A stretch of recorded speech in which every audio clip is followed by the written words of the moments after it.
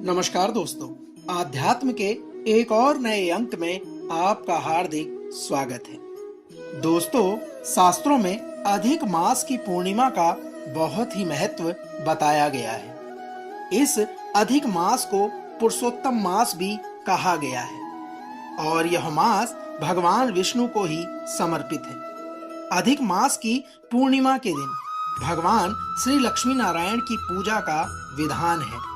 इस दिन व्रत, पूजन, यज्ञ, हवन, दान, पुण्य और नदी या अन्य तीर्थ स्थानों पर स्नान आदि का विशेष महत्व होता है। इस दिन किए गए दान का पुण्य फल कई गुना अधिक प्राप्त होता है। तो आइए प्रारंभ करते हैं अधिक मास की पूर्णिमा पुरुषोत्तम मास पूर्णिमा की श्री लक्ष्मी नारायण व्रत कथा के सार को। दोस्तों, एक पौराणिक कथा के अनुसार अति प्राचीन समय में भगवान श्री हरि विष्णु और माता लक्ष्मी आपस में बात कर रहे थे। भगवान विष्णु ने माता लक्ष्मी से कहा, हे प्रिये, देखो मनुष्य में मेरी भक्ति कितनी बढ़ गई है। वो सदा ही नारायण नारायण का जाप करते रहते हैं। तब माता लक्ष्मी ने भगवान विष्णु से कहा, हे प्रभु, यह सब आपकी भक्ति आपको पाने के लिए नहीं बल्कि मुझे प्राप्त करने के लिए किया करते हैं। माता लक्ष्मी के इस प्रकार के वचन कहने पर श्री हरि विष्णु ने कहा, हे देवी, आपको ऐसा क्यों लगता है? यह सब लक्ष्मी लक्ष्मी का जाप थोड़े ही करते हैं। तब देवी लक्ष्मी ने कहा, हे प्रभु, यदि आपको मेरी बात पर विश्वास नहीं हो रहा तो आप अपने भक्तों की परीक्षा लेकर देख सकते हैं। दोस्तों, तब माता लक्ष्मी के इस प्रकार के वचन कहने पर श्री हरि नारायण भगवान धरती पर एक नगर में एक ब्राह्मण का रूप लेकर एक धनी साहूकार के द्वार पर पहुंच गए। उस साहूकार ने उनसे उनके विषय में पूछा और उनके वहां आने का प्रयोजन भी बताने के लिए कहा। तब ब्राह्मण रूपधारी भगवान विष्णु ने कहा कि मैं एक ब्राह्मण हूँ और भगवान विष्णु का अनन्य भक्त हूँ। आपके नगर में कुछ दिन भगवान विष्णु की कथा और भजन कीर्तन करने की इच्छा से आया हुआ। ब्राह्मण के द्वारा इस प्रकार के वचनों को सुनकर उस साहूकार ने उनको अपने घर पर निवास करने के लिए कहा और अपने कुछ लोगों को भजन कीर्तन की व्यवस्था करने के लिए कहा। साहूकार के लोगों ने सारी व्यवस्था कर दी और अगले ही दिन से ब्राह्मण वेशधारी श्री नारायण ने कथा वाचन एवं भजन कीर्तन करना आरंभ कर दिया। जब भगवान स्वयं अपनी कथा कह रहे थे तो उससे अच्छा और क्या हो सकता था। उनके कथा वाचन और भजन कीर्तन में लोग मुग्ध हो जाते थे। श्री हरि के द्वारा श्री हरि की कथा सुनने का आनंद लेते और इस आनंद के साथ दिनों दिन भीड़ बढ़ने लगी और बहुत बड़ी संख्या में लोग कथा सुनने के लिए आने लगे। दोस्तों, एक दिन माता लक्ष्मी उसी नगर में पहुंची जहां लोग भक्ति का श्रवण कर रहे थे। माता लक्ष्मी वहां उन लोगों की परीक्षा लेने के लिए एक वृद्ध महिला का रूप लेकर आई। वृद्ध महिला के रूप में वो एक घर के पास पहुंची तो उन्होंने देखा कि एक महिला उस घर पर ताला लगाकर कहीं जाने की तैयारी कर रही है। तब उन्होंने उस महिला को रोककर कहा, पुत्री, मुझे प्यास लगी है, थोड़ा पानी पिला दे। उस महिला ने कहा, माताजी, मुझे प्रवचन के लिए जाना है, मुझे वहां पहुंचने में पहले ही बहुत देर हो चुकी है। फिर उस वृद्ध महिला ने कहा, पुत्री, मुझे पानी पिलाकर तुम चली जाना। उस महिला को उस वृद्ध महिला पर दया आ गई और उसने उस वृद्ध महिला को पानी का भरा लोटा दे दिया। उस वृद्ध महिला ने पानी पीकर जैसे ही लोटा वापस किया वो सोने का हो गया। यह देखकर वह महिला आश्चर्य से भर गई। फिर वह उस वृद्ध महिला से भोजन की मुहार करने लगी। वो बोली, माताजी, आपको भूख भी लगी होगी, आप कहो तो भोजन भी लगा दूं। उस महिला ने सोचा, जब पानी के लिए मैंने लोटा दिया तो वो सोने का हो गया। अगर यह वृद्ध महिला भोजन करेगी तो थाली, कटोरी आदि भी और मेरे बर्तन सोने के हो जाएंगे। परंतु उस वृद्ध महिला ने मना कर दिया और कहा, पुत्री, तुझे प्रवचन के लिए देर हो जाएगी, तू प्रवचन के लिए चली जा।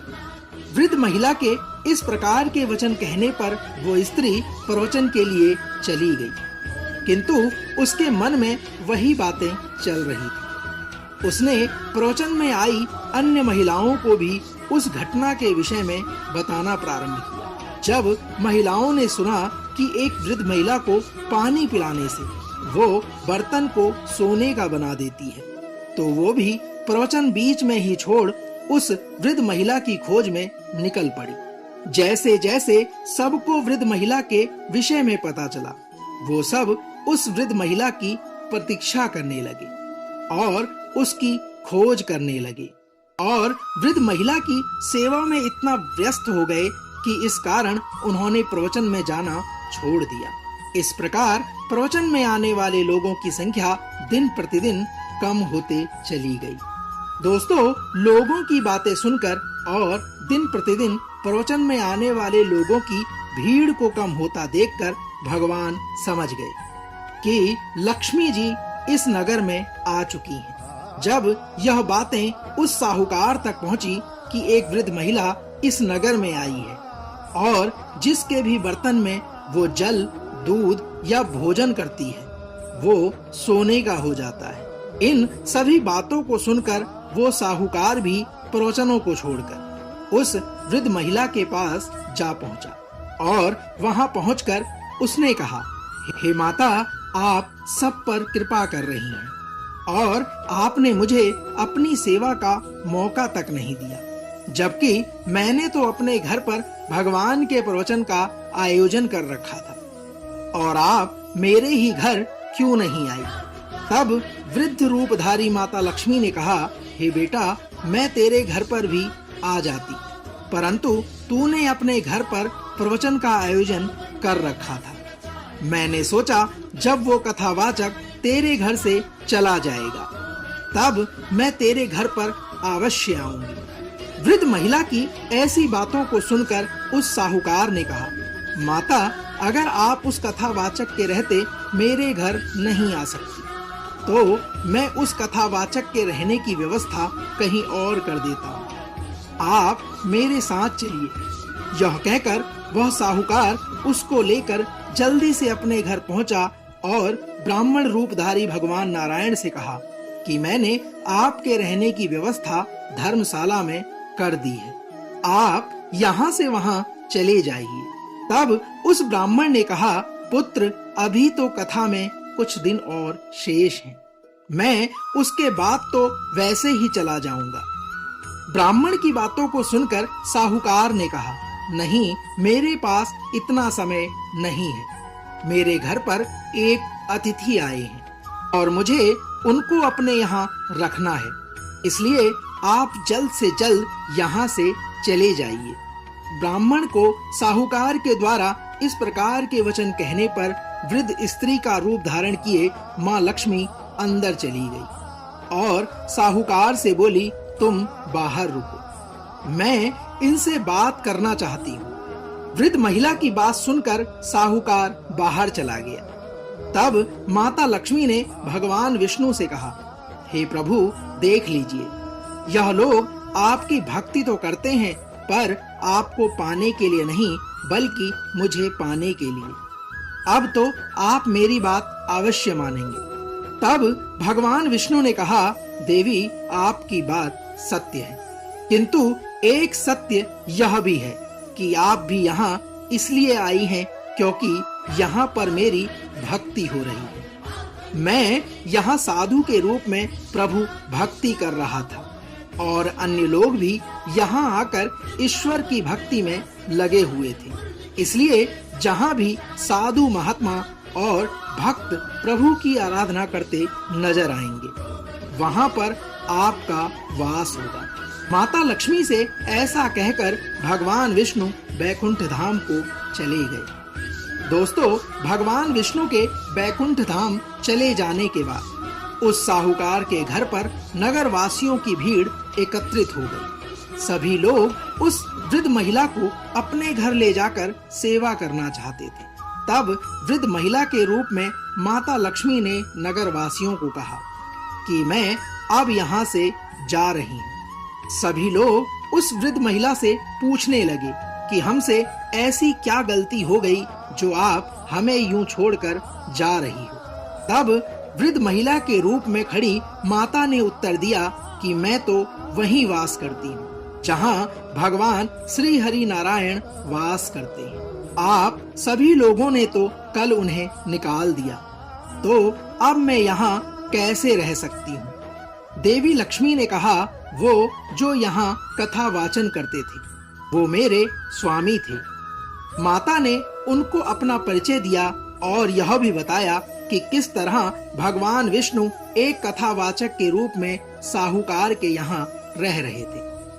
माता ने कहा कि वही मेरे स्वामी थे जो यहाँ मौजूद थे, इसलिए मैं यहाँ पर आई हुई थी।